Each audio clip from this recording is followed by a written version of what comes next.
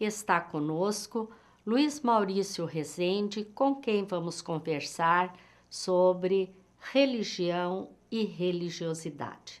No Momento Espírita, vamos ver a mensagem Oração e Humildade.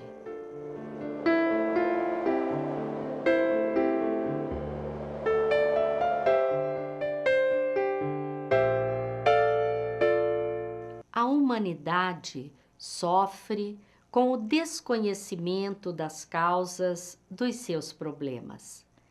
Este sofrer lhe remete a uma busca desesperada por soluções, por mitos ou santos que lhe propiciem soluções para os problemas. Então, ele busca a religião, mas se esquece de buscar desenvolver a religiosidade. O que é religião e o que chamamos de religiosidade? O Espiritismo é uma religião? Depois do Momento Espírita, vamos conversar com Luiz Maurício Rezende sobre o assunto.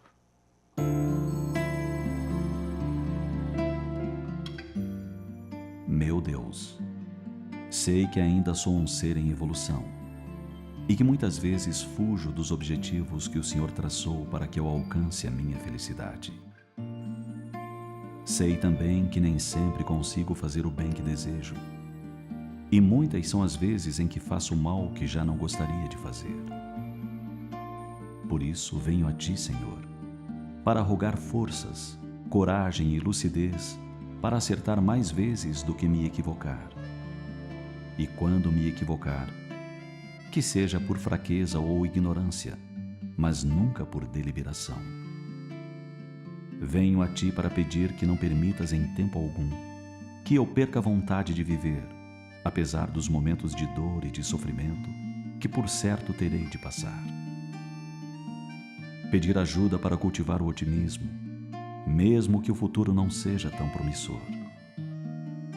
Para que me ensines a desenvolver o romantismo, ainda que em meu peito o coração pareça ter emudecido.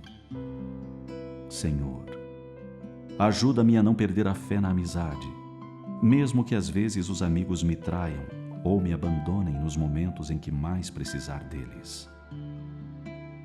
Ajuda-me a cultivar o hábito e a alegria de ajudar as pessoas, ainda que muitas delas sejam ingratas e incapazes de retribuir.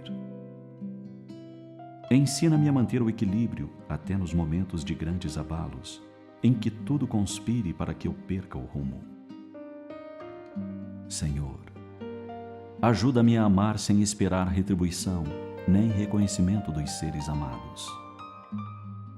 A observar a vida com brilho no olhar, até nos momentos em que a escuridão turbar os meus olhos. A enfrentar os desafios da vida com garra e disposição, mesmo sabendo que as derrotas são inevitáveis no meu caminho. Permita-me usar sempre a razão e o bom senso, ainda que o apelo dos vícios seja forte, insistente e constante na minha intimidade. Sobretudo, Senhor, ajuda-me a elevar o sentimento de justiça acima dos meus próprios interesses. Permita-me conservar o amor pela família, mesmo que ela me exija imensos esforços e árduas renúncias em prol da sua harmonia.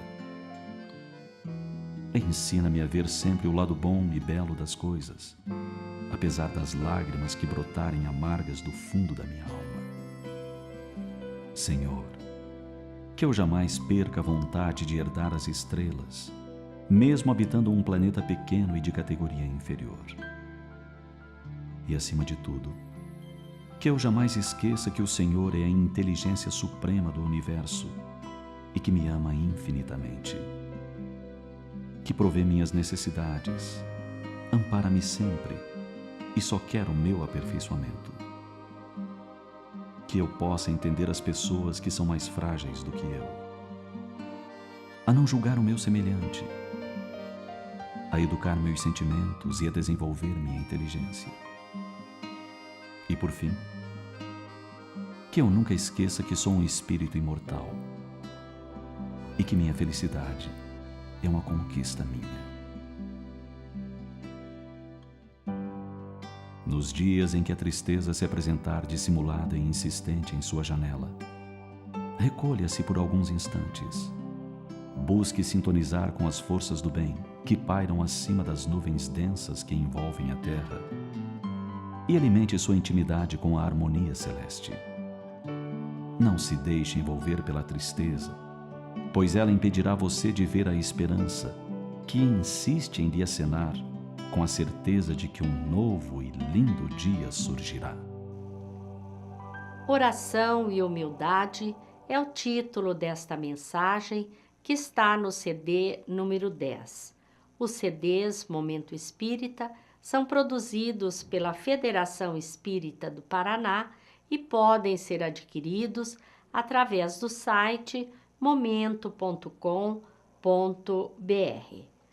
Luiz Maurício Rezende, que é membro do Conselho Federativo Estadual da Federação Espírita do Paraná e palestrante espírita da cidade de Ponta Grossa, Paraná, é nosso convidado de hoje para falarmos sobre religião e religiosidade. Luiz Maurício, é uma alegria muito grande para nós te receber no programa. O pensador Marx afirma que a religião é o ópio do povo. O que você tem a nos dizer sobre esta afirmativa? Ivone, é interessante a observação do filósofo, do pensador, quando ele provoca-nos dizendo que efetivamente a religião é algo que ilude, que nos tira da realidade, fazendo essa analogia, essa metáfora com o entorpecente, com o alucinógeno. De algumas vezes não podemos dizer que ele deixa de ter razão. Quando esta religião impõe de tal forma procedimentos, posturas, que vão de encontro, que corrompem consciências, que provocam o homem, a mulher, a ter atitudes que não são lógicas, que não são lúcidas, que lhe tiram a autonomia e que lhe fazem dessa ou daquela forma agir de uma maneira onde a razão, a lógica não faz muito sentido, quando não muitas das vezes se submeter a situações, e a história está repleta de exemplos, onde não faz muita lógica, não faz muito sentido, se colocando simplesmente como um objeto a ser manipulado por essa ou aquela doutrina, e poderemos estender o raciocínio de Karl Marx, dizendo que muitas doutrinas são ópios, de que muitos posicionamentos, de que todo radicalismo, toda postura onde nós nos colocamos de maneira muito excessiva, muito apaixonada, onde a razão deixa de ser companheira do nosso caminhar nessas posturas, onde as regras e as leis elas passam a fazer mais sentido do que a nossa própria razão ou a nossa consciência, efetivamente nós estamos iludidos por essa doutrina, seja religiosa ou não. Porque são muitos que se tornam fanáticos por outras opções. Alguns se tornam fanáticos politicamente, onde o seu partido político acaba sendo mais sentido do que qualquer outra razão. E os embates e as discussões que se fazem. Para outros, são a sua doutrina, a filosofia que abraça, os conceitos que abraçam, e para muitos, não longe da nossa história, nós vamos ver no decorrer da história, a religião, infelizmente, por culpa não das religiões, mas daqueles que as lideraram, se tornou efetivamente o ópio de muitos, iludindo e colocando viseiras àqueles e aquelas que delas se faziam adeptos. Eu acho muito importante fazer uma diferença entre religião e religiosidade. O que é melhor? A religião sem religiosidade passa a ser o verbo morto, a letra morta. Se essa religião que nós abraçamos, ela não nasce ou não se apoia num sentimento de religiosidade que deve ser construído a partir das reflexões e interiorização da religião, ela passa a ser uma externalidade quase que sempre sem sentido. Porque a religião, na maneira mais tradicional que a temos, ela se vincula muito a como vivenciar um sentimento de religiosidade. Quando Moisés institui o monoteísmo, quando ele coloca base ao judaísmo, ele propõe um sentimento de religiosidade, a crença no Deus único. O decálogo, ele nos ajuda muito a construir essa religiosidade, não matar, não roubar, honrar pai e mãe. E assim sucessivamente, ao longo dessas 10 leis que ele propõe, ele constrói uma proposta de postura moral, de religiosidade, de uma relação para com o próximo e baseado numa relação para com Deus, um entendimento mais profundo. Porém, executa-se a religião para vivenciar esses postulados, à proporção e à medida do entendimento a cada época da humanidade.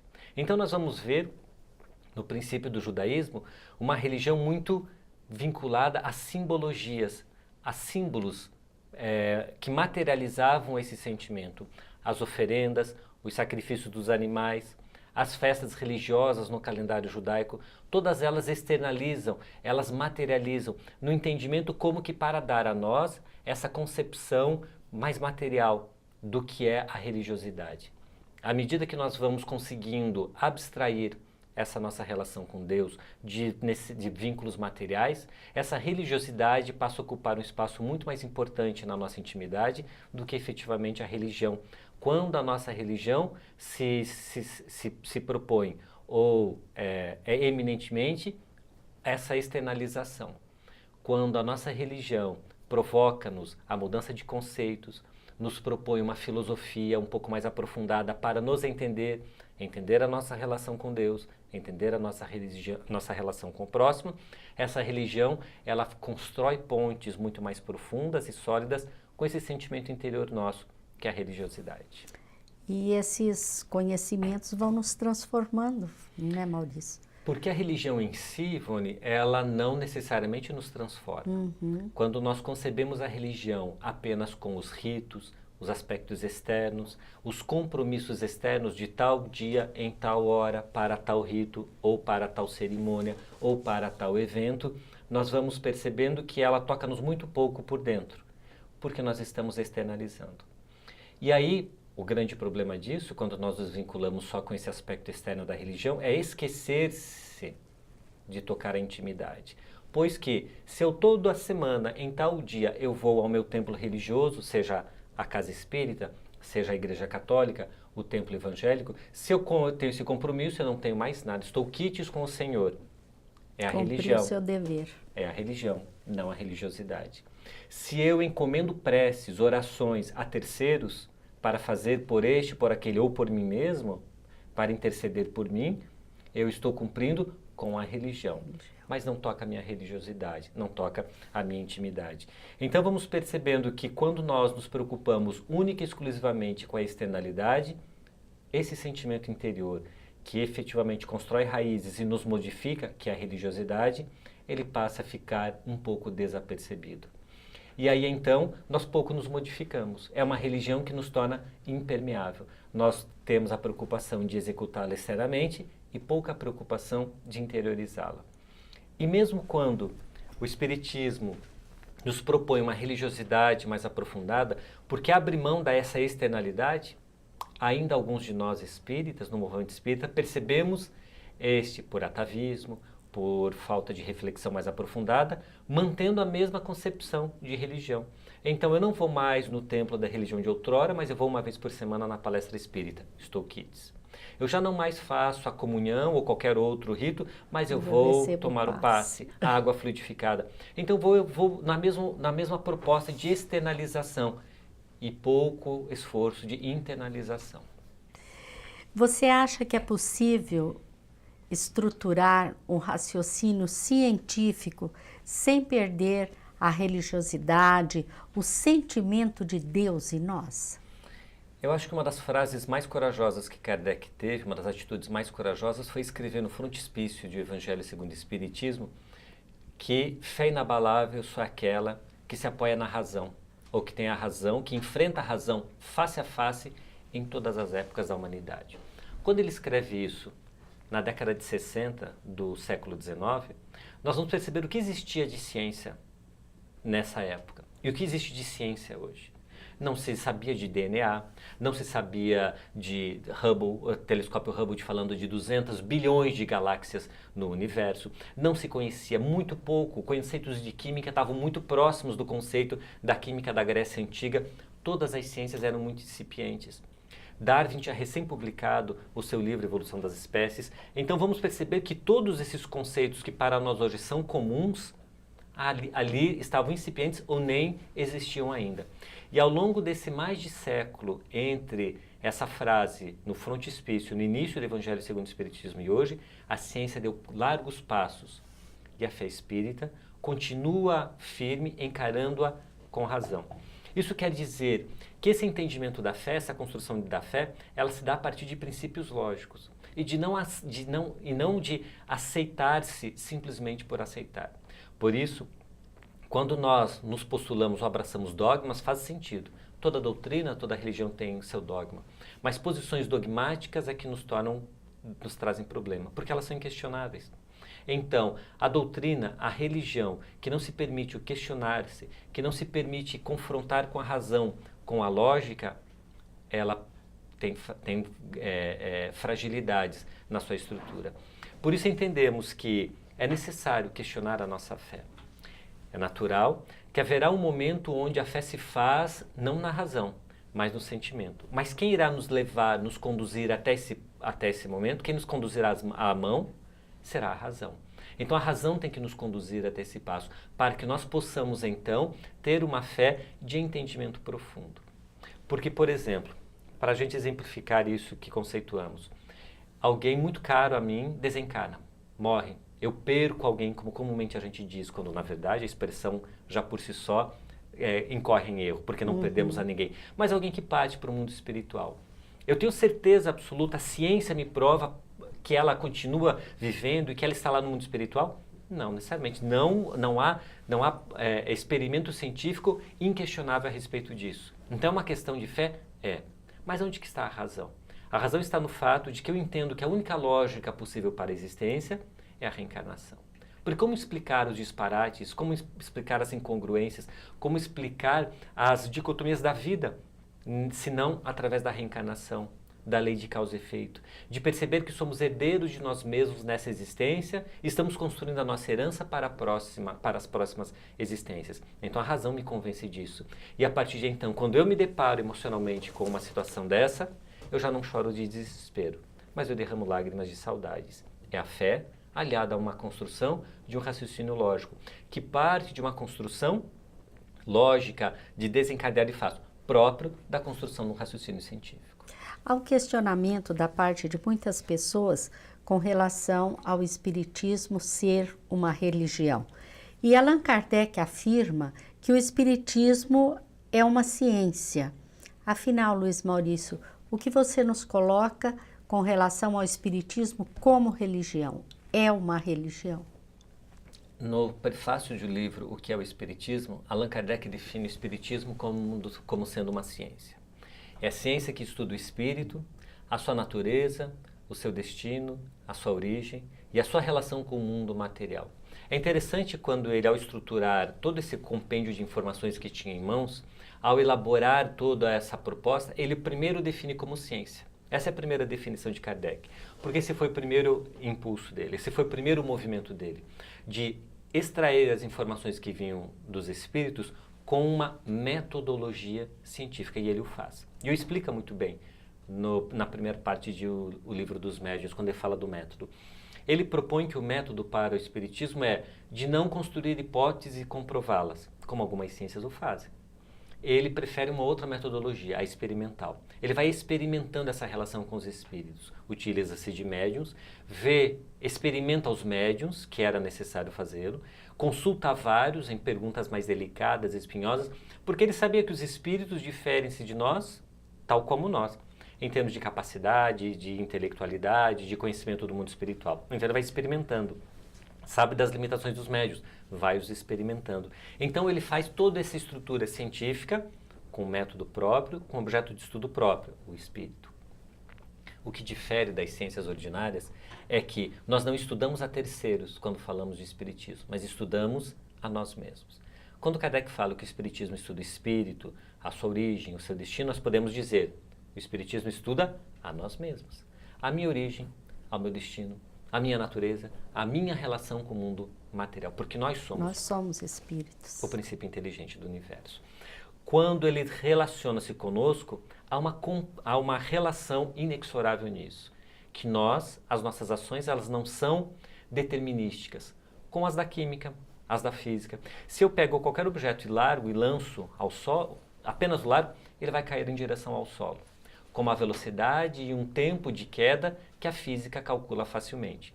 Não importa quando isso acontecer, porque é inexorável. Independe da minha vontade, independe do objeto, é uma lei da física. As nossas relações não, elas têm um componente moral. Então, quando a ciência espírita estuda-nos a nós, ela constrói necessariamente uma base moral, porque ela fala das minhas vontades, da minha relação para comigo mesmo, da minha relação para com o próximo e da minha relação para com Deus, que são todas relações morais.